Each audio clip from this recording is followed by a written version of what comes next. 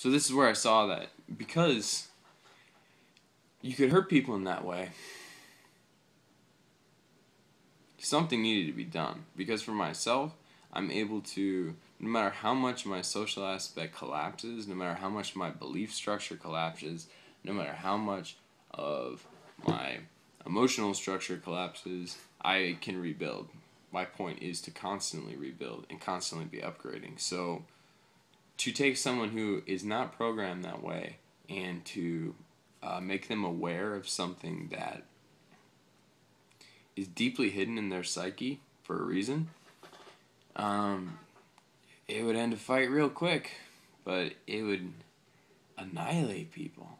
I didn't understand. I did understand, I guess is the problem. I didn't understand why I thought everyone else was very weak. I thought people were just like, I was like, grow up, like rebuild yourself. This is, like there's not just one reality, there's not just one perspective, like what's the big deal, But it's not like that. It's not like most people, I would say, aren't privy to systems and a sense of pattern recognition. And because of that, I feel like I hurt a lot of people, and I definitely went through a period of time where I hurt a lot of people who didn't hurt me at all, because my resentment was building up so much. So it became time for me to very much follow another path, and I was in a very deep hell. Like, I was very suicidal, because at that point, I was going through all sorts of external things, and I just didn't care. I had never met another human being in my life that could relate to me, and I had never met what I would call a peer. And at this time, I would say I was like 22, 21 maybe, and in college, I had given up all my friends, and everything just seemed so unbelievably not authentic in all interactions that I just didn't understand what to do. I didn't understand where I belonged, and I thought if I kept moving forward in the way that I was programmed, I would just keep getting further and further away from people, and it caused me so much anxiety that I was just like, no, I'll just, I can just kill myself, and then I'll roll the dice again, see what next lifetime is going to be like. But at that point, I had a huge revelation when I was on mushrooms, and that showed me a different way. That showed me that essentially my INTJ path had been preparing me for a different path, and this path was an even subtler internal path. And so I had a specific instance one night, and I would say it was, again, another turning point in my life, another ultimatum, whether to go on or not. And that became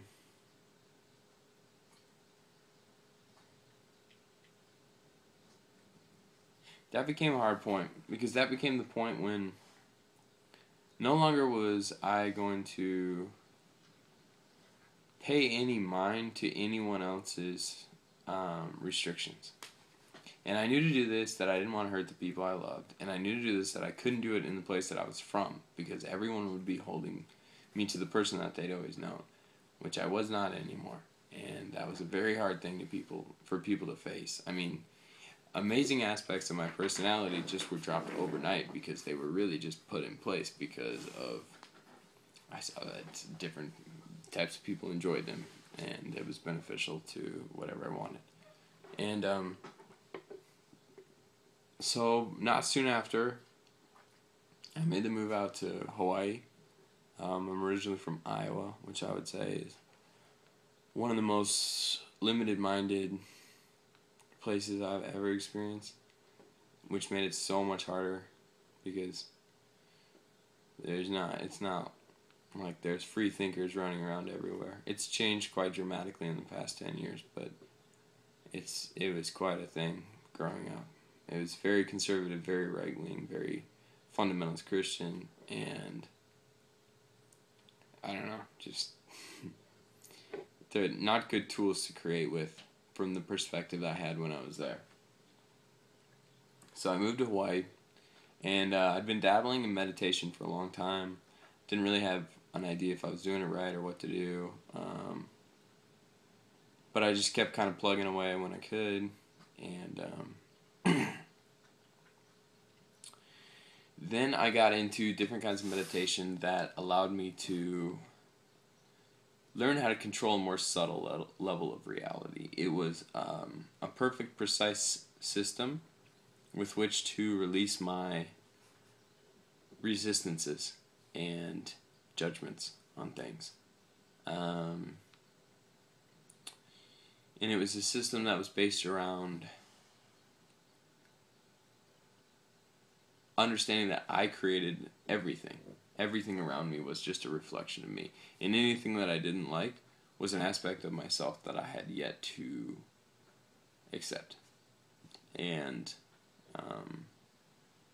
anything that I thought was hard or anything I couldn't do were self-imposed restrictions for certain specific things that had happened in my past that had caused me to believe I was incapable of doing something. So, following this different meditation path, I started to go through and I started to remove my resistances, and I started to forgive my past. In doing so, I started to forgive myself. So, as I went through the line and forgave my parents, my family, my friends, my enemies, my older versions of myself, my mistakes,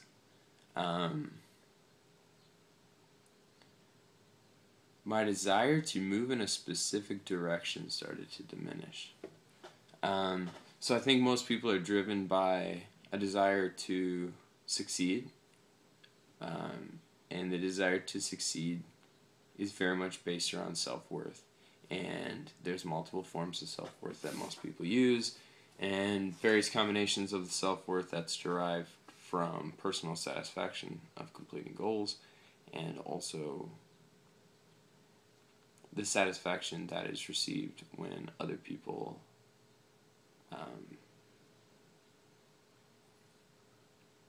commend you, when other people think that you do a good job, when you succeed in their eyes, when they think that you rule. So,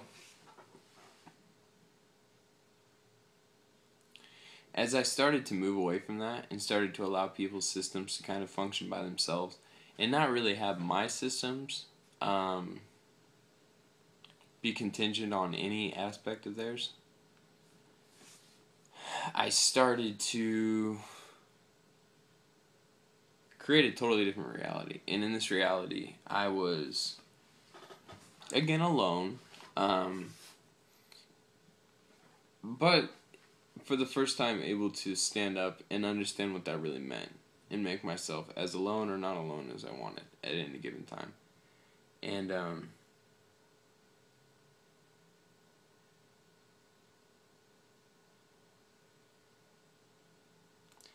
in doing so, I lost my drive to succeed. I lost my drive to be cool, to care. And it wasn't a form of apathy. It wasn't a form of, it wasn't a deterioration of old thoughts into negative versions of those thoughts. It was a complete dropping of that sort of obligation, a social obligation to my fellow man, whether it be family, friends, peers, whatever peers were at the time. And as I've kept the meditation going, I find myself at this point of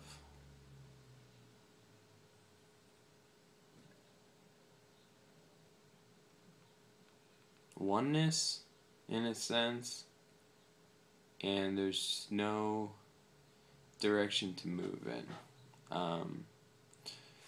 And so I'll kind of explain this, and I'll explain in the next video, and it's just going to talk about how I reintegrated myself into the world of people in the level of consciousness that I was at, and how I can feel excited about it again.